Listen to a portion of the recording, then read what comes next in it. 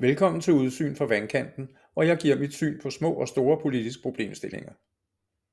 I dette første afsnit af Udsyn fra vandkanten vil jeg dykke lidt ned i, hvordan politik udspiller sig, når det sker i mødet mellem borgere og byråd. Jeg vil blandt andet prøve at afdække, hvordan at begrebet kommune kan opfattes forskelligt alt efter hvem der bruger det, og hvilken indflydelse det har på de beslutninger, der træffes. Som du måske ved, er det besluttet at bytte Bandholm og Askøfærgen ud med en ny elfærge og samtidig omlægge ruten, så den går fra Kragenæs til Askø. Hvis man har fulgt med i det, så ved man også, at den beslutning har skabt en del usikkerhed såvel på Askø som i Bandholm. Den 28. januar 2025 blev der på byrådsmødets punkt 8, spørgetid, hvor borgeren har mulighed for at stille spørgsmål til byrådet, rejst et spørgsmål fra en bekymret borger, om kommunen nu regnede helt rigtigt, da det opgjorde reduktionen i CO2 i forbindelse med den nye færge. Her kommer spørgsmålet i lettere redigeret form.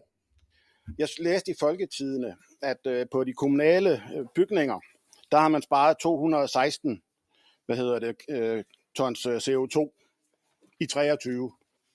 Og det er flot, og det er godt, og det hele. Men det næste, det er jo selvfølgelig, kommer jeg ind på Askøfærgen og omlægning. Der kan vi faktisk æde alt det CO2 igen. Og hvis vi tager Henriks traktorer og des lignende med, så kommer vi faktisk i underskud. Så det vil sige, at der er i hvert fald et underskud på 124 tons CO2 i forbindelse med den der plan, man har om at flytte vores færge til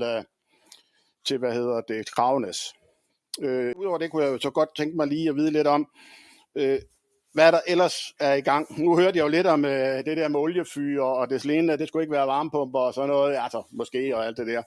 Men jeg har skrevet det der ned, og det var sådan set mit hovedspørgsmål. Og tusind tak for spørgsmålet. Du skal også være velkommen til at stille nye spørgsmål, hvis du har nogen, du ikke kommer af med i dag, så kan du selvfølgelig komme næste gang. Ja.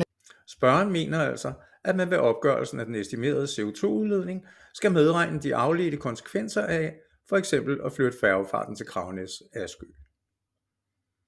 Et eksempel på en afledt konsekvens kunne være, at flytningen vil skabe mere trafik med køretøjer og maskiner, og at CO2-udledningen fra dette bør medregnes, når kommunen laver sit beslutningsgrundlag. Man kan sige, at borgeren opfatter kommunen som en geografisk enhed, hvor de borgere bor, som betaler for kommunens tiltag gennem skatter. Borgmesteren bekræfter i sit svar, at der kun er medtaget den direkte ændring i CO2, da man estimerede besparelserne i udledningen. Svaret kommer her. Den her nævnte opgørelse for energiforbruget i Lolland Kommune, som du nævner, og som den fremstilles af sektoren for ejendom og faciliteter, og det er med egne måldata, og er, som du nævner, kun for kommunens ejendom, det vil sige kommunens energiforbrug som virksomhed, altså kommunen som virksomhed, for de kommunale ejendomme. De resterende... Borgmesteren, som taler på vegne af byrådsflertallet, bekræfter altså, at der udelukkende er taget hensyn til de direkte ændringer i CO2-udledningen. Man opfatter begrebet kommunen som en virksomhed. Nu kan man jo se, at borgmesteren læser sit svar op. Han har altså fået sin stab til at udforme svaret. Dette svar kunne have taget mange forskellige former. Man kunne for eksempel have valgt at forholde sig til spørgerens argumentation, at man bør vurdere de afledte konsekvenser af mulige tiltag, før man tager en beslutning. Men det kan han ikke. Dels er de ændringer, der tænkes gennemført på færgefarten i sin helhed, ikke primært drevet af et ønske om at nedbringe CO2, men om at reducere omkostningerne til færgefarten og få delvis statslig finansiering af en nødvendig udskiftning af Askøfærgen. Dels findes der øjensynligt ikke beregninger for CO2-udledningen ud over for de kommunale anlæg og bygninger, altså virksomheden, kommunen, for man har ikke undersøgt det. Så i stedet for at gå ind i en dialog med borgeren, har man altså valgt at betragte kommunen som en virksomhed, der som sådan ikke har noget ansvar for, hvilke konsekvenser beslutninger har uden for virksomheden. Borgmesteren er dog opmærksom på, at der er afledte konsekvenser, og overlader analysearbejdet til spørgeren og dig og mig. Hør selv her. De resterende områder, du nævner, oliefyr, færger, vejtrafik, indholdende klimaopgørelser, regnskaber, der udarbejdes i henhold til Klima- og Energiplan 2020 og 2050. Dette udarbejdes med nogen forsinkelse på grund af national input fra Klima-, Energi- og Forskningsministeriet, og den nyeste er fra 2022, og en simplificeret version er offentligt tilgængelig på spareenergi.dk offentlig. Der kan du gå ind og finde oplysninger på, hvordan det er. Jeg vil bare sige, også som Lolland Kommune, vi ligger rigtig godt med i front i forhold til at sænke trykket på CO2, og det fortsætter vi også med, men vi kan jo ikke lave undersøgelser for hver eneste gang. Man kan også sige... Det mener jeg nu nok, at man kan. Jeg mener jo, det er kommunens, altså virksomhedens pligt at afdække alle faktorer, der har indflydelse på et beslutningsgrundlag, men det er nok bare mig. Borgmesteren kan jo alligevel godt se, at der er et problem, og prøver så her at forklare, hvorfor man ikke kan gøre det.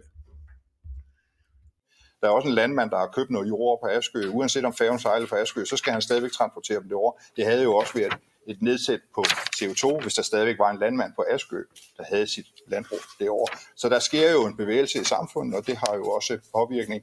Og nogle gange går man et skridt tilbage for at gå 2 skridt frem. Og sådan er det med det her. Vi arbejder målrettet for at komme vores CO2 ned, og det skal ses på den hele store bane og på et nationalt plan. Så det svarer, men der kan du læse, jeg sørger for, at du får svaret skriftligt, og så kan du jo selv gå ind og se på spareenergi.dk. Ja, men i min verden, der er det jo stadigvæk, om det er Henrik, der har købt jorden, eller om der var de andre, så skal de stadigvæk køre for at komme af med deres afgrøder og noget, så det vil stadigvæk være et CO2-udspring, ikke også? Sådan kan vi jo ikke navigere, for det kunne også være en landmand fra Vestlolland, der havde købt det, og så stadigvæk skulle køre til Askø, eller så ville han jo få kortere vej for Kravnes nu. Så det er jo sådan, som verden nogle gange er, ikke? Jo. Men borgmesteren kan sådan set godt have ret. Man kan godt forestille sig scenarier, der vil have en positiv virkning. Men nu er det sådan, at der er landbrug på Askø, og at landmanden bor ikke på Vestlolland, og så falder borgmesterens argumentation til jorden. Jeg ved ikke, om spørgerens beregninger er korrekte, men jeg ved heller ikke, om han blev klogere af det svar, han fik. En ting har vi dog lært.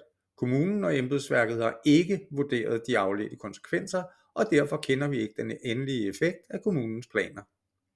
Og så må man jo spørge sig selv, om det er et generelt problem, at beslutningerne tages uden hensyntagen til afledte konsekvenser. For synes du, at vi kan være tjent med det som borgere, skatteydere og vælgere? Det var så det første afsnit af Udsyn fra vandkanten. Jeg håber, at det gav dig et eller andet, at det vakte nogle tanker, at du fik lyst til at dele, hvad du egentlig mener om det her. Og så glæder jeg mig til at se dig til næste gang. Hej.